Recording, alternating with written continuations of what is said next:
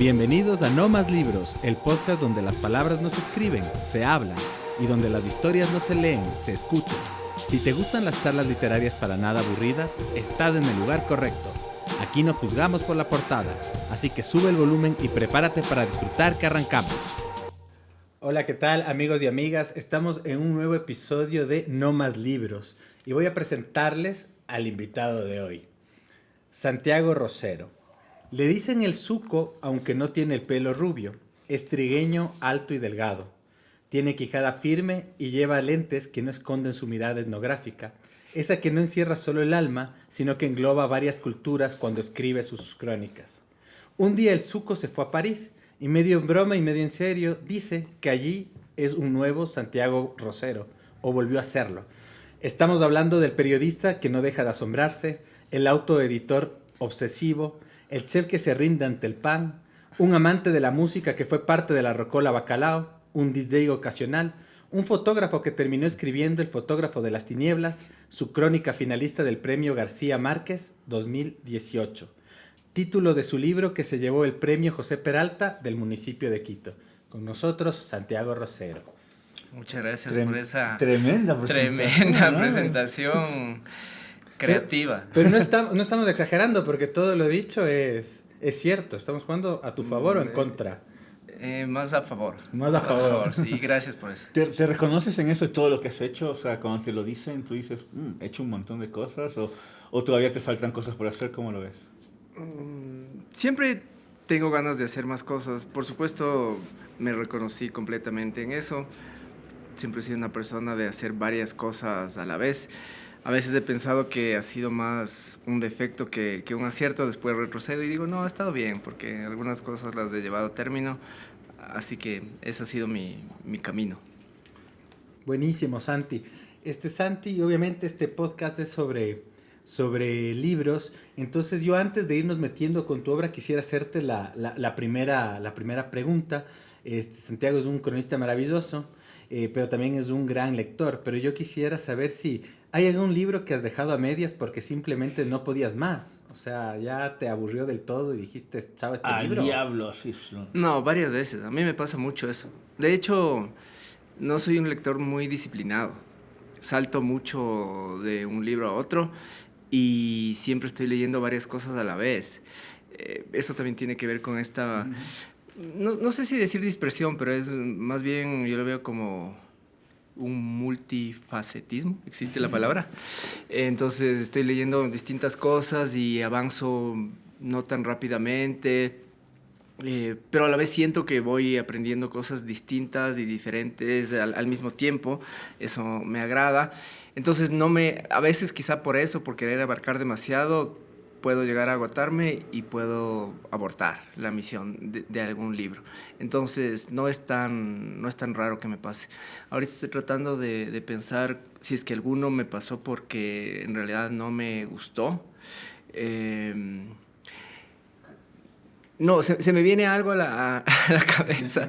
Justo le contaba eso a un amigo el sábado porque estaba viendo el concierto de Los Pescados, ahí en ese festival que hubo en la Plaza del Teatro, y una amiga no le conocía al Pikachu, ¿no? Y otro amigo de ella le contó, él es un escritor bueno y no sé qué. Entonces ella vino, se me acercó y me dice, oye, ¿es cierto que tú le conoces? Le digo, claro, es amigo, es un gran escritor y tal. Y me dice, ¿y qué has leído? Bueno, le contaba lo que leí, pero le dije que con su último libro empecé a leer el primero, El Adicto, y no pude avanzar porque me dio mala onda. O sea, lo que cuenta es fuerte, ¿no? Bueno. Y yo en ese momento no estaba para eso y no pude seguir y tuve que dejarlo. O sea, hay que estar en un estado en particular para leer ciertas cosas. Sí, por supuesto. O sea, no necesariamente todo, pero resulta que ese momento, ese libro me pegó de esa forma y no pude avanzar. O sea, sé que lo voy a retomar en otro momento, pero de ese tipo de cosas también me llevan a dejar un libro. Le dijiste, es que viéndole así al Pikachu, hablas demasiado. No, pero está muy bien y estoy muy contento de que haya salido ese libro y de que él esté bien. Él estuvo súper bien en el concierto, por cierto, se le veía feliz y fue un gran concierto. Ajá. Oye, Santiago, estamos aquí, la excusa es hablar de una mesa más larga, el libro que, su última publicación, digamos, ¿no?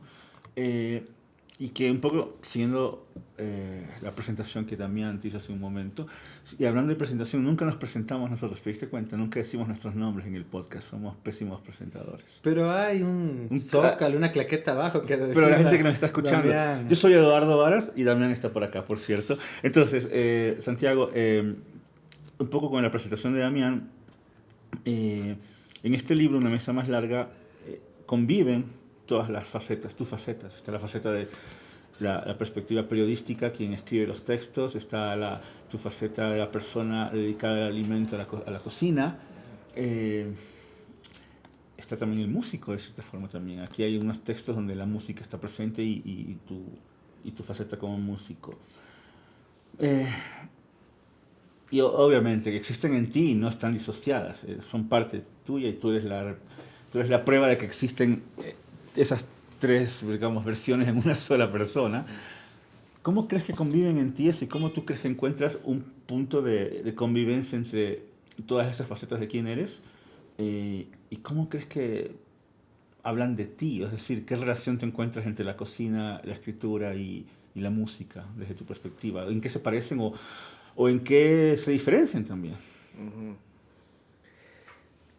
Yo creo que un punto común central, sobre todo entre la escritura y la cocina, es el de que son procesos que transcurren con una lógica que empieza con algo crudo, digamos, ¿no? Y que poco a poco va tomando forma, va tomando sabor, va tomando consistencia. Se va quizá fermentando y llega a un cierto punto de maduración.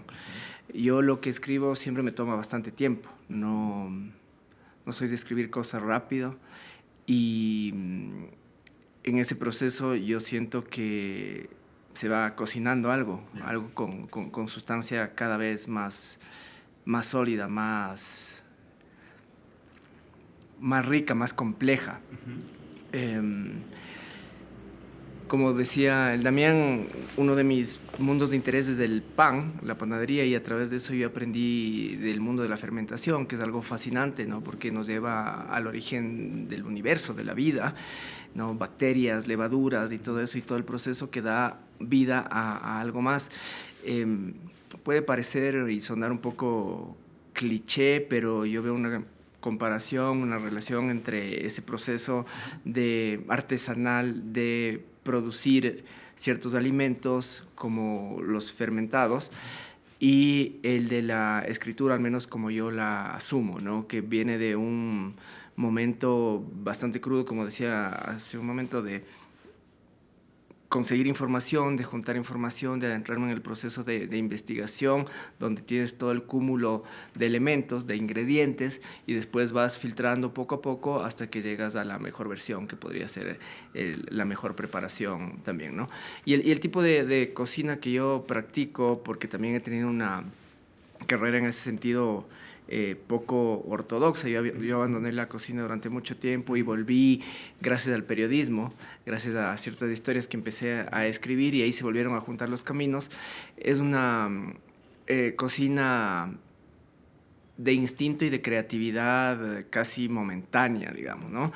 Ahí quizá yo mismo me esté contradiciendo, porque lo que cocino, sobre todo en el proyecto que manejo, que es un proyecto dedicado a la lucha contra el desperdicio de comida, tiene lugar y tiene sentido solamente cuando recuperamos la comida, cuando vamos a hacer la recolección y tenemos frente a nosotros los alimentos. Ahí se nos vienen las ideas junto con la gente que está acompañándonos y creamos en ese momento. Pero para llegar a ese momento necesitamos un cierto conocimiento, ¿no? Técnico, incluso diría sociológico, dependiendo de los públicos a los que se quiera llevar esa comida, y ese ha sido un gran aprendizaje. Muchas veces hemos hecho comida que a nosotros nos ha parecido grandiosa y que en realidad pudo haber estado bien para un cierto paladar, para un cierto conocimiento, pero que hemos compartido con otro grupo de gente para los cuales era algo demasiado nuevo y no ha funcionado porque no les representaba ningún abrigo emocional, ¿no? Comidas con toques asiáticos, así fabulosa, pero que brindábamos para un grupo de refugiados venezolanos, por ejemplo, ¿no? Ellos querían algo más sencillo, ¿no? Un arroz con frijoles y una carne estofada que les recordara a la comida a la que ellos estaban acostumbrados, ¿no? O sea, ahí piensas mucho más, perdona, en tu público, entre comillas, también claro, es muy importante. ahí es importante cuando vas a hacer ese tipo de acciones como las que nosotros hacemos, ¿no? Recuperar comida y redistribuirla a gente que no tiene asegurada su alimentación, ¿no?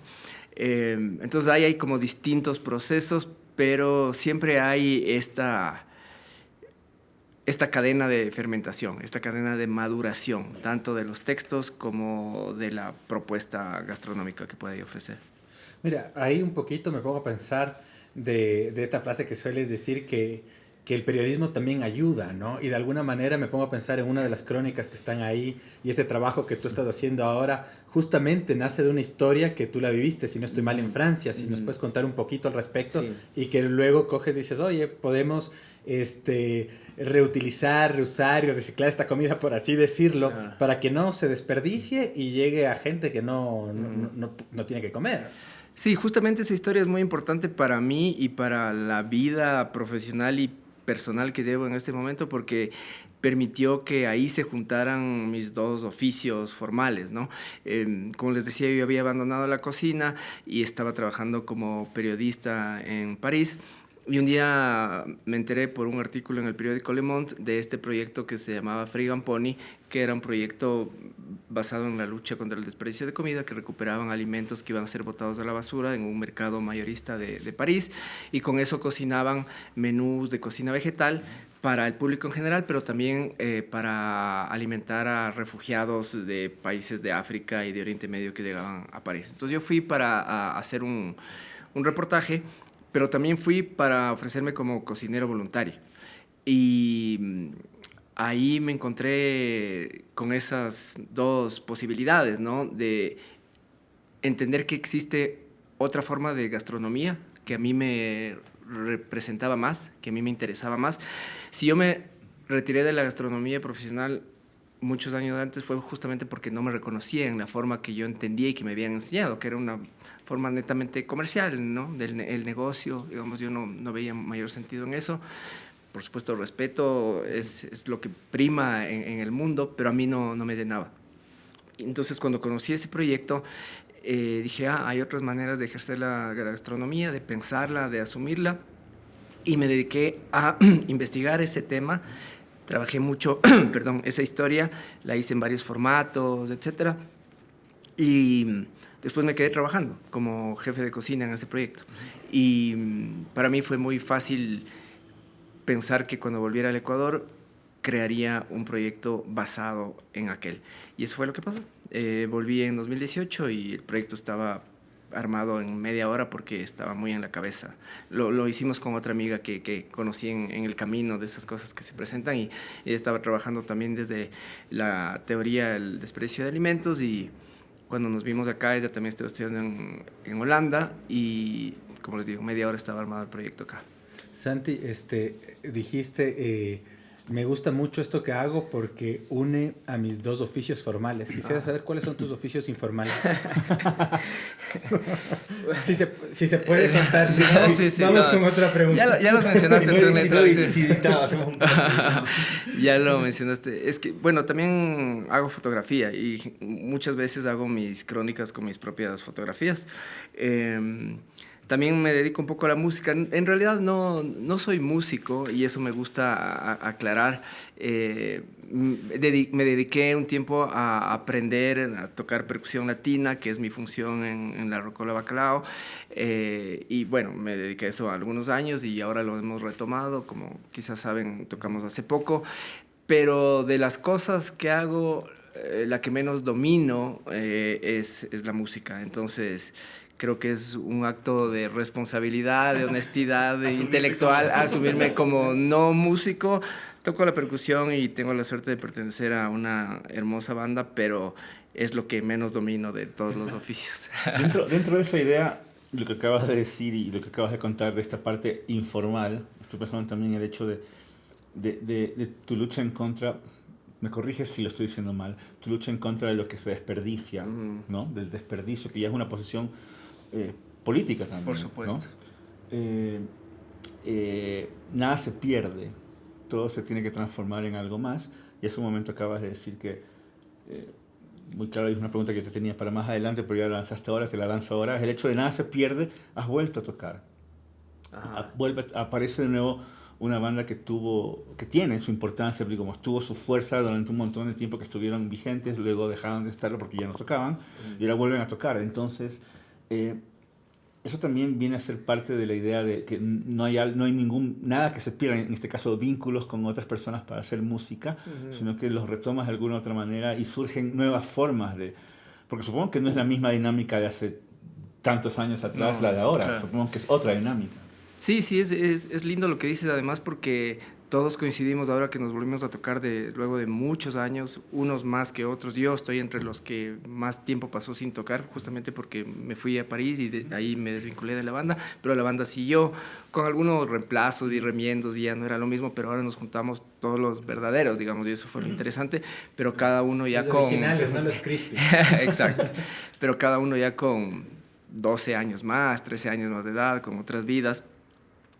Pero lo más lindo, aparte de la experiencia de poder tocar frente a un público que afortunadamente le sigue interesando a la banda, es haber recuperado esa gran amistad que tenemos entre nosotros, una amistad que ya se extiende solo dentro del marco de la banda por 25 años, porque la banda acaba de cumplir 25 años, ¿no? Y hemos vivido muchas cosas juntos, entonces ha sido un upcycling de la amistad y de la música, y eso está dentro de estas lógicas que a mí me interesan con todo, ¿no? La reutilización, el reaprovechamiento, la optimización, ¿no? Y eso se da tanto en lo material como en lo social, porque la sustentabilidad también es social, y eso es lo que se logra con las relaciones, ¿no? En todo sentido, en todas las dinámicas. Ajá. Qué interesante. Santi, obviamente tú eres un gran observador, pero dentro de tu trabajo también está el hacer preguntas. Yo no sé si quizás me podrías contar alguna pregunta que has hecho y que dices, qué absurdo, ¿por qué pregunté esto? Si tienes alguna anécdota así, ¿te ha pasado? Tal vez no me acuerdo de la pregunta exacta, pero me acuerdo del momento incómodo. Yo estaba muy expectante de hacer una entrevista a un gran teórico que junta la teoría social con el arte, que se llama George Didi Uberman, que tenía una exposición en París, una exposición dedicada a las imágenes y los movimientos de rebelión a lo largo de la historia. Una cosa teórica compleja, pero muy interesante, y tuve la oportunidad de entrevistarle para la radio en la que yo trabajaba, y iba a ser una de las entrevistas con una de las personalidades de ese mundo más difíciles que yo podía haber tenido hasta ese momento, y me preparé súper bien, según yo, y después le solté alguna pregunta que no le pareció, y es de estas personas amables, pero también a la vez un poco arrogantes, que si no le parece algo te lo dice y te lo hace saber de mala manera. Y es horrible sentir cómo te bajan toda esa seguridad que tú crees tener. Se baja, se bajó el leudado totalmente, sí, pues ahí, y ahí te deja... Por suerte uno se da modos para salir y torear la cosa, pero más que eso también creo que es interesante la pregunta para hablar de cómo en este oficio uno encara el relacionamiento con los personajes con los que está tratando, sobre todo cuando son personajes sobre los que escribes ya por mucho tiempo y has entablado una relación, y hay cositas, movimientos en falso que uno puede hacer que pueden arruinar esa relación. Me pasó con el fotógrafo de las tinieblas, con Evgen Bauchar, que yo ya venía escribiendo sobre él, teníamos una relación larga, hablábamos, y un día a mí se me ocurrió, o sea, me parecía indispensable entrevistarle a la persona que le maneja el archivo, ¿no? Que es esa chica que reúne las fotos y que a él le explica cómo se ven las imágenes que él ha tomado, y entre los dos, a través de esa explicación, ellos escogen las fotos. Entonces yo quería saber cómo realmente funcionaba ese proceso. Y yo creí que podía contactarle a ella sin necesidad de avisarle a él, quizá por el hecho mismo de que ya teníamos una relación. Entonces le contacté, le propuse, ella obviamente le dijo a él, a esta persona que me está hablando y que quiere entrevistarme, y él me llamó enojadísimo una vez y me mandó al diablo y me dijo que había dañado la amistad y la relación y todo eso. Y me agarró mal parado, me sentí súper mal. Bueno, me disculpé y todo, pero creo que eso hizo que yo en un momento decidiera no avanzar con un proyecto más largo, porque en algún momento pensé en escribir más sobre él y quizá hacer un solo libro que fuera un gran perfil, digamos, más largo, y eso de alguna forma lo detuvo. Después recuperamos la amistad, estuvo todo bien, el libro se publicó, se publicó la crónica, tuvo la mención del premio y todo eso le conté a él y para él fue grandioso, así como recuperé la relación más bien con él. Qué buenísimo. Por si acaso, solo para enseñar ahí, si se puede ver, este es el libro del Santi, el fotógrafo de las tinieblas, librazo, por si pueden conseguirlo. Justo lo que estabas diciendo, Santiago, estaba pensando en que no deja de ser complicado también el hecho de relacionarte con alguien en el momento en que estás trabajando, preguntándole sobre lo que hace, lo que es su vida, ¿no? Y parte del trabajo que vemos aquí en una mesa más larga, de las crónicas gastronómicas, es justamente que tú intervienes en un momento de la vida de las personas para saber algo sobre ellos y lo que están haciendo. Te toma mucho tiempo eso, te queda muy claro que lo que estás haciendo justamente es entrar en un momento en particular, un momento X, para preguntar ciertas cosas y conocer ciertas cosas sobre lo que están haciendo, para contar sobre eso. ¿Cómo es tu aproximación? Yo creo que afortunadamente pude desarrollar ciertas técnicas de aproximación a las realidades y a los personajes gracias a mi formación en ciencias sociales. Hice una maestría en ciencias sociales y por eso considero que mi trabajo como cronista tiene mucho de etnógrafo, ¿no? Entonces hago ese trabajo de campo, sé más o menos cómo aproximarme a las personas, sé cómo hablar, sé cuándo intervenir, cuándo mantener distancia. No hay una fórmula exacta porque cada situación es única, cada personaje es distinto, pero cada vez aprendo a hablar menos, a escuchar más, a intervenir en el momento justo, a saber cuándo alterar el curso de lo que está ocurriendo, a favor mío, obviamente, a favor de la historia, pero sin que eso perjudique nada de lo que está ocurriendo, sin alterar los hechos, por supuesto. Entonces, eso, como todo en este oficio, es una cuestión de práctica. Y como ya voy algunos años en esto, ya creo que sé cómo manejarlo. Sin embargo, no deja de ser un reto cada vez que te enfrentas a una nueva circunstancia, ¿no? Justamente hablábamos antes del fotógrafo de las tinieblas y mencionabas que querías hasta hacer no solo esta crónica de largo aliento, sino hasta pensabas en un libro, en toda una maratón literaria, por así decirlo, ¿no? Pero que bueno, ahí quedó. Yo en cambio quisiera preguntarte a la inversa. ¿Alguna vez ha habido una historia que no puedes soltarla porque te ha obsesionado tanto que dices, o sea, esto quiero seguir y seguir y seguir investigándolo porque realmente me cautiva, no sé, en cambio, ¿cuál ha sido lo que has podido, o sea, no soltarlo tan fácilmente, si es que hubiese algo, ¿no? Sí, tengo ahí atravesado un proyecto fallido, pero que tuve que abortar dadas las circunstancias. Estaba yo empezando a hacer una historia. ¿Se acuerdan de ese asesinato, de esa masacre en Pozorja en el 2016? La que quemaron a la gente, la que quemaron la UPC y todo eso. Entonces, yo a los pocos días de que ocurrió eso me fui a reportear y empecé sin saber bien a dónde quería llegar. Después me di cuenta de que ese caso, todo lo que había alrededor, me iba a permitir construir un retrato del Ecuador desde su lado más oscuro. Y eso que eran años en los que todavía no pasaba lo que está pasando ahora, ¿no? Pero pasó el tiempo y, como sabemos, Pozorja se convirtió en uno de los epicentros de la criminalidad de esa zona por el puerto.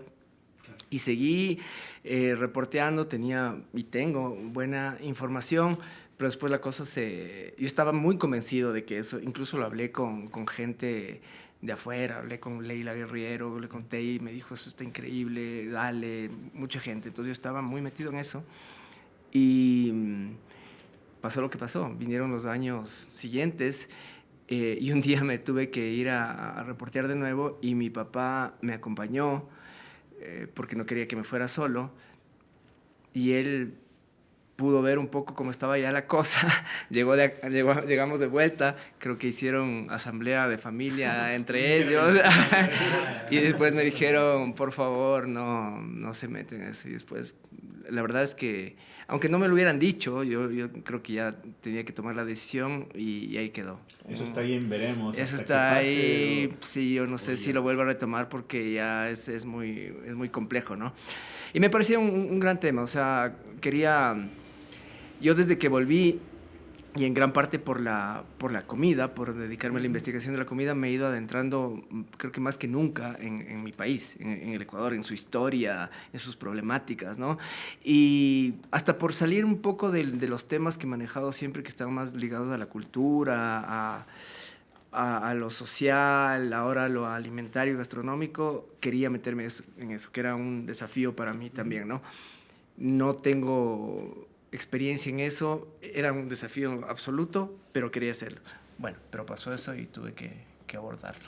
La comida sería, y volviendo a la comida, pero quiero seguir con lo que acabas de decir, la comida sería como ese punto de partida incluso para mucho de tu trabajo periodístico, ¿no? Me parece que, y tu investigación personal alrededor de tus proyectos, pero en el fondo la comida, detrás de la comida está la idea para mí, la relación entre las personas, la relación como comunidades, las relaciones interpersonales, las relaciones que se van gestando y se van articulando. Estoy pensando en tu texto aquí sobre la familia de Richard Carapaz, lo de la comida que ellos, todo ese aspecto culinario y de negocio pequeño, familiar, que comienza a surgir justamente alrededor de la imagen de una persona que incluso ahora todavía es muy importante para todos nosotros aquí, que genera alegrías. Entonces, mi pregunta es,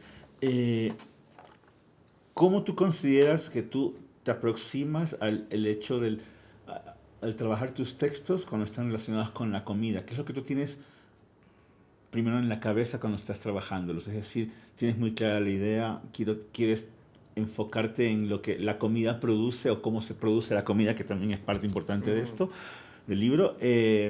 ¿Y por qué te pregunto esto? Porque yo encuentro en tu trabajo como lector, encuentro que esa aproximación que tú haces a todo eso es una manera también como casi que de servirnos el plato en la mesa, es decir, traernos toda esta historia de cómo está sucediendo aquí a nosotros en las ciudades, para que entendamos también cómo en otros espacios que no son necesariamente los urbanos se relaciona la gente alrededor de la comida y cuán importante es que nosotros sepamos cómo funciona eso. Entonces, de entrada tú, cuando estás trabajando cuestiones de alimentación o textos relacionados con la comida, o reportajes, crónicas, lo que sea, te enfocas no necesariamente en la comida, es como la excusa para decir algo más. ¿Qué quieres decir alrededor de eso? Cuando les contaba que en París descubrí este proyecto con el cual me identifiqué mucho porque entendí que hay otras formas de asumir la gastronomía, ahí les estaba hablando quizá desde lo más culinario, ¿no? De cómo ejercer algo que también está relacionado con todo. Es un proyecto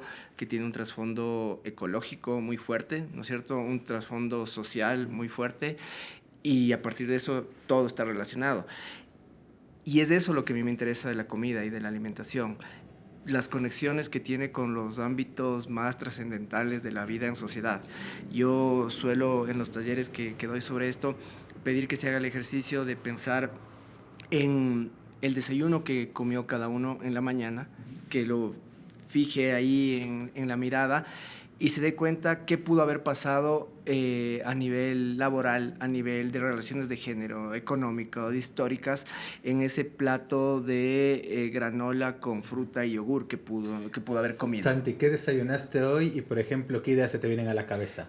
Desayuné, por ejemplo, desayuné huevos, que es mi mayor fuente de proteína últimamente, Y entre la relación nomás de huevos de campo y huevos industriales hay mucho que decir, ¿no? La forma en la que están criadas las gallinas y una gallina, ¿no es cierto?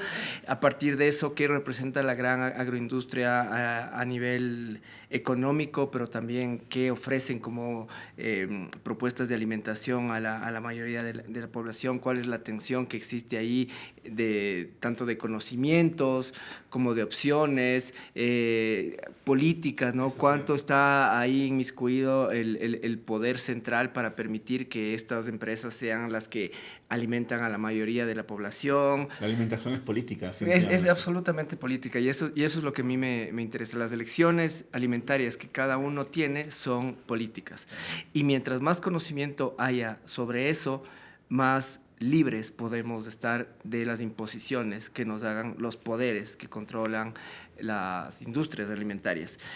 Y eso es lo que a mí me interesa desentrañar. Y además me parece indispensable porque es algo en lo que nos juntamos todos, ¿no? Que es la comida. Es quizá lo más básico, quizá lo más básico que tenemos todo, y me parece que es indispensable imprimirle una dosis de densidad de pensamiento a la alimentación, que es algo que no se hace mucho, ni siquiera necesariamente en las facultades de gastronomía, ¿no? Como que no son esos tantos los espacios donde se piensa la alimentación. Se aprende a cocinar, está muy enfocado en la técnica, pero no se piensa mucho en la alimentación.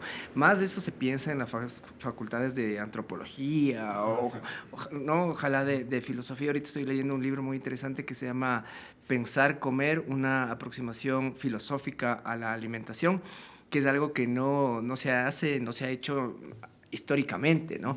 Entonces, es eso. A mí me gusta darle densidad de pensamiento a la alimentación, y espero, ojalá, esas crónicas den cuenta de eso. Sí. A mí como lector, tú dices eso, estoy pensando en tu crónica de la relación del alimento en Cuba, por ejemplo, y todo lo que políticamente significa eso, y todo lo que significa también para ellos como comunidad, por supuesto, como familia. Ese fue un reto. Me gusta esa crónica porque fue un reto que quería desenredarlo desde hace mucho tiempo. Yo crecí con eso de cómo se come en Cuba, qué mismo está pasando. Algún rato tengo que ir para saber. Y de hecho me llama mucho la atención cómo se come en los regímenes comunistas o excomunistas. Por eso ahí hay una especie de trilogía de eso, ¿no? Con Camboya y Rusia. Sí. Interesante. Santi, si pudieras entrevistar a cualquier persona para una crónica, para un texto, ¿quién sería y cuál sería la primera pregunta? O sea, yo, de hecho, alguna vez entre los proyectos que no han salido, tenía uno de podcast que quería entrevistar, o sea, conversar con gente interesante, pero con gente también sencilla y común, porque es otra de las cosas que me gustan de la crónica, la posibilidad de hablar con gente común y de ahí extraer historias que pueden ser interesantes, relevantes incluso para lo colectivo, ¿no? Yo creo que ese es el potencial de la crónica. De hecho, es una de las mayores virtudes que tiene, ¿no? Y quería hablar con un político, con un artista, con un deportista, con un obrero de alimentación. A un cineasta le invitan a hablar de cine, a un escritor le invitan a hablar de literatura, a un deportista le invitan a hablar de deportes, pero yo quería tomar todos esos personajes y hablar de alimentación. Sacarlos de su lugar. Y hablar de eso, porque a partir de eso podía hablar de muchas otras cosas, como estamos ahorita conversando, ¿no? Y recién escribí como una segunda versión de una semblanza que escribí cuando Neisy Dahomes ganó la medalla de oro en los Juegos de Tokio. Ahora como que la actualicé a propósito de esta participación, y ahí contaba que fue un intento fallido el conversar con ella acerca de cómo come una campeona, una campeona como ella, digamos. No solamente que me cuente qué se comió ese día, sino qué implica la alimentación para ella, tomando en cuenta además su historia de vida, ¿no? Una historia en la que creció con muchas dificultades y seguramente la alimentación no era la óptima, y llegó al punto en el que ahora ya tiene todas esas posibilidades y eso cambió.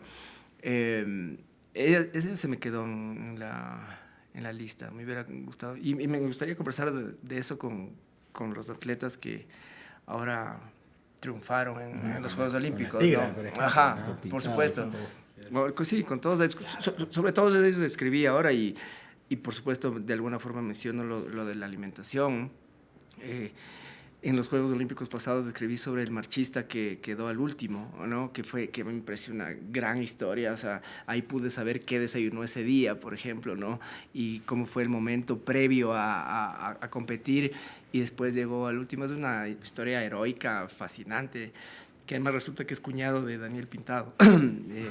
Villanueva es ese otro marchista que corrió 50 kilómetros, que ahora ya no hubo, ¿no? 50 kilómetros de marcha, imagínense. Él llegó una hora y pico después del que llegó primero, que fue un polaco al que él le ganó en un mundial anterior, y él venía con marcas increíbles como para medalla, y nunca se pudo recuperar de una lesión, arrancó la competencia y él se quedó último siempre, pero llegó. Ajá. Vamos a ver, perder es saber ganar. Ese es el lema ecuatoriano. No, el lema ecuatoriano es: tenemos una historia de superación, en vez de decir qué está haciendo el Estado para que podamos superarnos en el tema deportivo y en todos los temas. Pero como esto es no más política, sino es no más libros, sigamos. Eduardo. Sí, sigo. Hablaste de un poco de la gente común y en este caso de gente que hace un trabajo o hace su labor y que con su esfuerzo y con su entrenamiento llega a donde llega. Pero estaba pensando que quizás en uno de los textos más llamativos también para el lector, que no necesariamente está muy al tanto de lo que sucede con la alimentación y todos estos procesos y proyectos los que tú cuentas acá y tus experiencias en otros sitios, y tu propia experiencia también, que un poco al final del libro ya encontramos. Pienso en el texto de Bourdain, por ejemplo, que termina siendo una figura que llama la atención porque es como el rockstar a todas luces dentro del libro, por decirlo así. O sea, la gente no ligada al tema de la comida, de la cocina, lo conoce, conocimos, no sé. Pero es un texto que quizás sirve también para hablar de las complejidades humanas, incluso dentro de las mismas del mismo universo de la alimentación, ¿no? Es un texto que termina siendo un texto que golpea, bueno, también por el desenlace. Exactamente. Y también que vuelve a ser contemporáneo, porque hace la semana pasada, que estamos grabando esto, la semana pasada, se anunció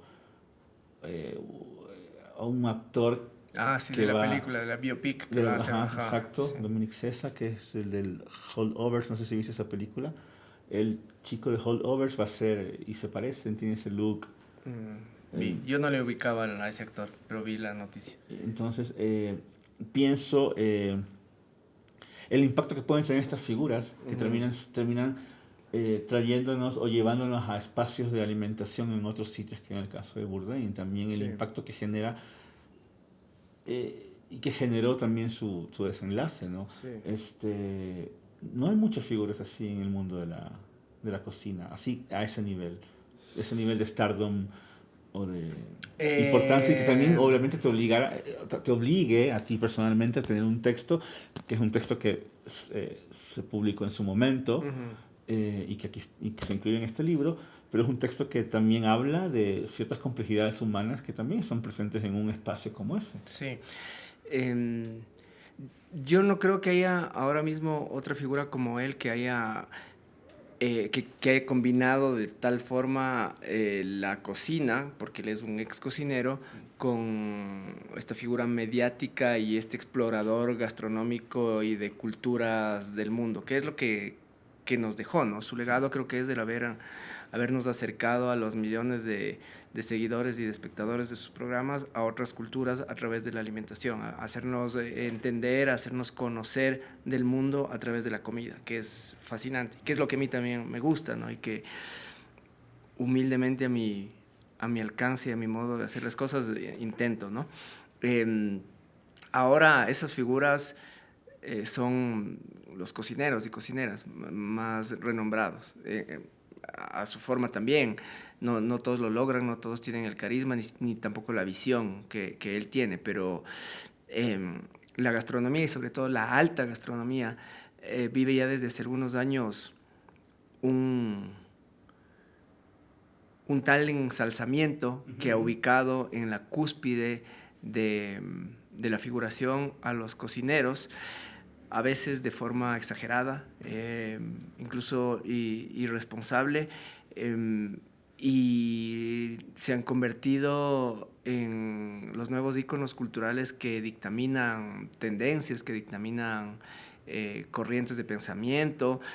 Se les ha creado una gran responsabilidad con eso y no todos están a la altura, y cada país después quiere tener el suyo, ¿no? Cada país quiere tener su Gastón Acurio, su René Redzepi, y no siempre dan para eso, y no creo que sea tanto la intención, ¿no? Sino que la gastronomía es sistémica. La gastronomía no se ancla solamente a una o dos figuras, y eso es lo que hay que entender, y ojalá los esfuerzos por hacer que la gastronomía del Ecuador se ubique en el mapa internacional de forma más sólida tengan en cuenta eso, y no solamente enarbolando una o dos figuras, ¿no?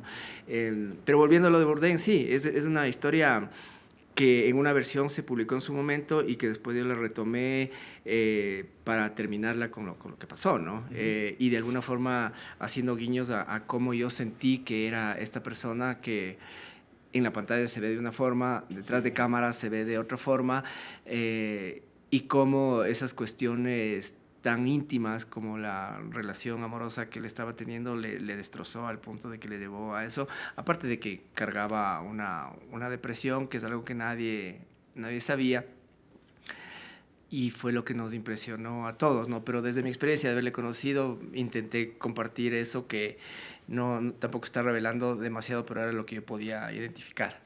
Uno de esos, ya que estamos en ese tema, y quizás te hago esta pregunta para luego darte chance a ti, Damián, de hacer tu ping-pong, ¿te parece? Me parece.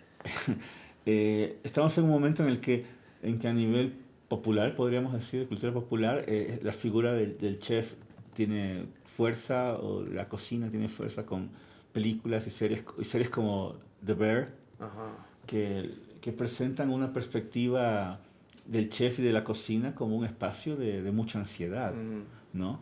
Pero no da ansiedad necesariamente por lo que sucede dentro de ese lugar, sino da ansiedad porque está plagado de gente con mucha ansiedad. O sea, los personajes en la serie están todos, incluso fuera de la cocina, todos viven ansiedad, y la serie tiene una edición que hay capítulos en los cuales tú terminas ansioso también, solo por verlo. Completamente. Entonces, pero es que no puedes seguir viendo, a mí me pasó. Sí, hay momentos en que luego lo veré, luego seguiré, es verdad, porque sucede eso, así está hecha la serie, pero está conceptualizada dentro de un universo en el cual la cocina está en el centro y la alimentación está en el centro. ¿Tú crees que también sea una manera también de gestionar, obviamente es una manera de gestionar el tema de la salud mental en términos generales, pero está enfocada en el mundo de la cocina y de la alimentación? Es una manera también de gestionar esa salud mental dentro de ese universo. Sí, yo creo que entre las cosas que se pueden y se deben destacar de esa serie es que ojalá sirva para entender lo corrosivo que puede ser el ecosistema de las cocinas en todo lado. Yo he trabajado en París y en Nueva York y ha sido terrible. Quizá eso fue lo que justamente me llevó a desvincularme de la cocina. Yo no quería vivir eso, yo no quería tener esas jornadas de absoluto estrés y que se encadenan unos con otros, y que es una cuestión mecánica así muy, muy fuerte y para mí en ese momento al menos sin mayor sentido. Entonces es un hecho que así esa virtud tiene. Después se ha criticado un poco que también romantiza esa vulnerabilidad de las personas, la serie. No sé si estoy de acuerdo, pero ha tenido como eje importante de la ansiedad, de la cuestión emocional, mental, que es importantísima tener en cuenta en el trabajo gastronómico a ese nivel. Pero también es importante saber cómo, digamos, eso me ha hecho pensar, porque yo siempre estoy pensando en las industrias culturales nos muestran un panorama de lo que es la gastronomía, ¿no? Y dejan por fuera las cuestiones más populares y colectivas en las que se identifican la mayoría de la población, ¿no? O sea, hay otras series de street food y tal, que también están enfocadas en poner en valor lo grandioso que es, que tiene por supuesto, pero detrás hay las personas que también viven estos dramas familiares, emocionales, y que no están retratados en las series ni en las películas, porque no... Hay cosas que se retratan, otras que quedan por debajo exacto, de la no, mesa. no es ese el mundo gastronómico que la gente está viendo. Entonces a mí siempre me ha interesado dejar en claro que la gastronomía se extiende en todos esos terrenos. Empieza en el trabajo del campo y puede llegar a la más alta gastronomía, pero lo más importante está en el medio, está en los mercados, en las plazas, en las huecas, en los comedores populares, ¿no? ¿Qué pasa con esa gente? ¿Qué pasa ahorita con el momento económico que vive el Ecuador? ¿Quién les pregunta a ellos cómo están viviendo eso? ¿Qué pasó con la subida del IVA para ellos? ¿Afecta que un almuerzo que antes era de $2.50 ahora cueste $3.15 o no? Digamos, ¿no? Todas esas cosas hacen parte del ecosistema y poca gente se interesa por eso, ¿no? Y eso me lleva, para cerrar y darte el chance, Damián, al título, ¿no? Una mesa más larga, la idea de la posibilidad de extender toda esta discusión y panorama a todas las partes involucradas en el proceso.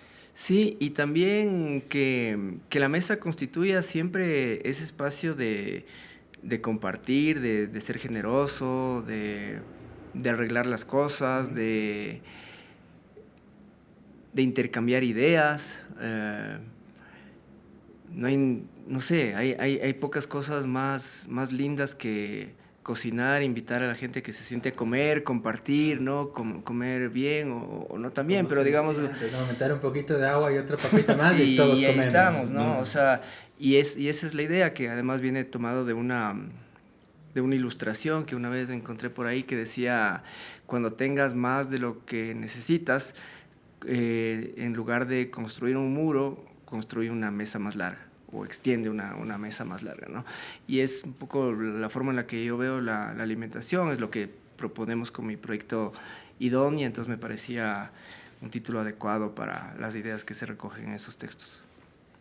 Listo, Santi. Para ir cerrando te propongo un ping-pong, ya sabes de esto. Preguntas súper cortas, lo más que puedas de ahí. Igual son preguntas para escoger súper rápidas, ¿sí? Así que vamos con eso, ¿te parece? Lo primero en la cabeza, ¿no? Sí, lo primero que te venga a la mente ahí, sí, Santi. Entonces, ping pong con Santiago Rosero. Y dice, ¿Gaëtalese o Jolin Anderson? Gaëtalese. ¿Has pensado en escribir una novela? Novela de no ficción, sí. ¿Las mejores tripamishkis están? Todavía no las encuentro. ¿Recomiendas una panadería como Buena Hueca? Sí, siempre. ¿Cuál? Un Pite Dulce se llama. Está por ahí en la Floresta. ¿Martín Caparrós o Leila Guerriero? Leila. Si no fuera cronista, ¿sería? Más cocinero. ¿Te gustaría ser jurado de MasterChef? No. ¿Dejar de comer pan o dejar de escribir?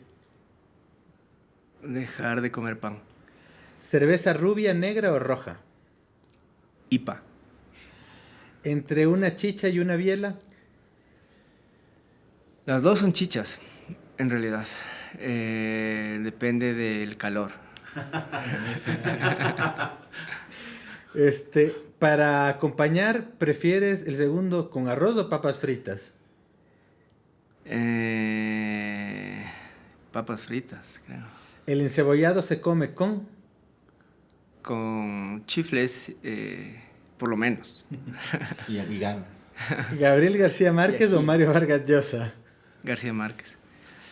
¿Un cronista o cronista ecuatoriana que admires? Sabrina Duque. ¿Has robado alguna vez un libro? Sí. Tras la boda, ¿un locro o un aguado de gallina? Creo que aguado de gallina. ¿Encebollado o ceviche? Ceviche. ¿Qué libro regalarías hoy? El mío. ¿Qué libro está pendiente en tu velador? Tengo una pila de unos 5 libros. El que está arriba creo que es Nada se opone a la noche de Delphine de Vigan, una escritora francesa. Y si no pasan la prueba, los vas dejando y sigues con el...